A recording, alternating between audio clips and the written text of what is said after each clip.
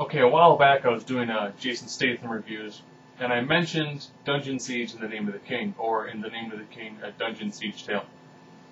But whatever exactly the entity title actually ended up being. So this is Jason Statham in a U-Ball movie. So therefore, this is the bridge between my Jason Statham-athon and my U-Boll-athon. Not to be confused with an Ebola-athon, pretty similar if you watch U-Ball movies. So I'm describing U-Ball real briefly. Have you ever seen a movie based upon a video game, and it was done relatively poorly? You've probably seen a U-Ball movie. But let's finish the Statham part, then I'll go on to the U-Ball part. Now, ironically, In the Name of the King had a very good-sized cast to it. Jason Statham, Lily Sobieski, Ron Perlman. Have you ever seen an ugly dude in makeup? It's probably Ron Perlman. He was Beast from Beauty and the Beast, the TV show, as well as Hellboy. Let's see, Kristanna Loken. Not a huge name, but still relatively well known. She's an elf of some sort. John Rhys Davies. Gimli from Lord of the Rings. Burt Reynolds. Yeah, Burt Reynolds is the king. So, I guess in the name of the king, Burt Reynolds being the king, you can almost call it in the name of Burt Reynolds. Ray Liotta is the main villain. You also have Matthew Lillard. He was very popular in Scream movies. So people who you kind of know of, but they're not like really super huge, really super popular. You know, that's actually who was in this movie. Now, what I was actually trying to see if I can find the opening section of dialogue. Couldn't. Okay. The opening section of dialogue is just atrocious. You know, it's one of lines like, you know, I knew you'd come. I can feel you inside me. It's that. It's lines like that, and that is the first thing you hear. The first spoken lines of dialogue in this movie come off like you need to hit pause, eject it, double check the disc to make sure it's not some sort of parody, and then put it back in. You've all said this was his Lord of the Rings. The advantage in this movie is that Jason Statham fights a lot. There's a lot of action sequences. However, it looks like they're fighting. If you ever saw Power Rangers, they fought were referred as putties. They look kind of like mud people. That's what they're fighting. They're fighting a cross between like ogres and mud people. Oh, I haven't even gotten into like the main crux of the story. Lily Sobieski's dad, Jonathan Rhys Davies, is a magus. A magus would be like a very powerful wizard who I guess his life essence is tied to all the vegetation surrounding the area, because when Ray Liotta, evil magus, is siphoning the life from Lily Sobieski, he says he's widening her powers. It begins to affect everything around them. A magus draws his power specifically from his kingdom.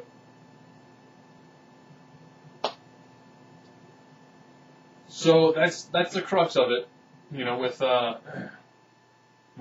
villainous evil horde occasionally killing people, and King Burt Reynolds trying to raise an army of townspeople. Jason Statham kind of giving him the shove it speech, because, you know, if the king has knights and the knights defend the king, but then the kingdom gets raided, then the king goes out to get regular farmers to fight the battle for him. Have I mentioned that Jason Statham's character's name is Farmer yet? Okay, his name's Farmer.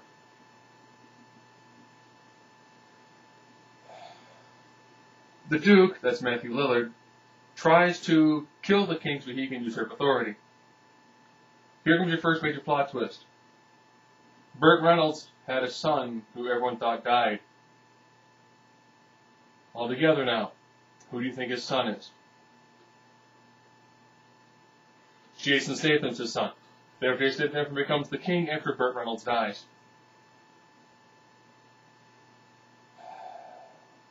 Which then leads to them deciding they're going to, you know, storm the castle. This is one of the 3 times Kristanna Loken shows up in the movie. First time, she controls plants in the forest. Second time, she controls plants in the forest. Third time, she becomes the pivot as they swing a cord, so that way Jason Statham's character can make it into the evil villain's castle to challenge him to a fight. Now, when Ray Liotta fights Jonathan Rhys Davies, they fight using, like, telekinesis and swords. So you're probably thinking, if you can throw, like, 3 swords with telekinesis and have them, like, twirl and fight effectively, that Jason Statham, for being awesome, is still a dude with a sword. Dude with a sword versus a guy who can control multiple swords as well as telekinesis, probably kind of a short fight. We also have to fight him hand to hand with swords, not really using his powers. And then he finally tries to use his powers. He kind of traps him in a wall of books. And then while doing that, the ever so standard, I'm going to slowly walk up to you and kill you, Farmer's wife runs up behind him and stabs him. I mean, that's essentially kind of what this movie is. However, it's like 2 hours and 40 minutes. And then you get to be greeted with, bear in mind, think medieval, think Lord of the Rings, and play part of the ending theme song.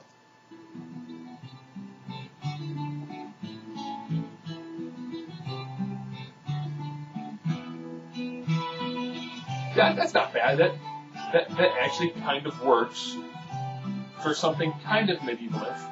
Would you believe in a night like this? A night like this, when visions come true. Would you believe in a tale like this? When lay your bliss, praise in the old war. Come to the blazing fire and sing in the shadows. Sing in the shadows. Now, that's actually not bad. It's actually probably the best thing about the movie. Why? Because when you hear that, the movie's done. And that's when I'm going to start off my Boll-athon. Yes, I'm going to be reviewing House of the Dead, Alone in the Dark, Blood Rain 2, and if I have time, I might find a Boll movie to watch and review. So, again, in recap, this is actually my last Jason Statham review. I know I started in December, I think, so it's been a while. It took me that long to get the courage to actually sit down and watch this movie. Because it's long, it's moderate in some spots. Like watching Matthew Lillard just overact every line he's got is actually, it's almost comical. And seeing Burt Reynolds being Burt Reynolds as a king, no one really seems to come off as anything beyond what you see them like in real life. Jason Statham played the Jason Statham role. You know, like, you kidnapped my wife, you killed my son, I'm gonna kill all you guys. That's the role he played. And ironically, this time he's just in medieval times.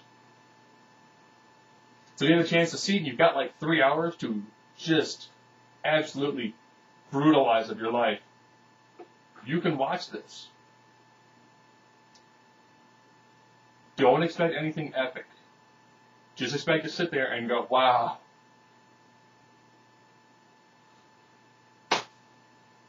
And that, in all actuality, that is in the name of the King of Dungeons each day. And that is the end of the Statham-athon, as well as the start of the Boll-athon.